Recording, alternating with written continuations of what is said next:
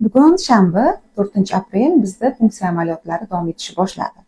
Birinchi patsientkamiz 31 yoshli andijonlik patsient. Bularda ikkilamchi bepushtlik 8 yil, lekin aslida 11 yil bo'lgan, ya'ni birinchi farzandlari tug'ilganiga 2015-yilda bitta qiz farzandi vaqtidan oldin, ya'ni 36 haftada dunyoga keltirganlar 2 kilo 800 ves bilan 2,5 kilodan 3,5 kilogacha normal ves hisoblanadi. Bolaning holati yaxshi bo'lgandan keyin uyiga javob beriladi.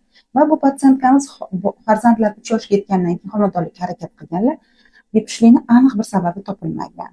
Sababi bir marta homilador bo'lganlar. Turbani rentgen qilganimizda perturbarniy spaychniy protsess chiqqan.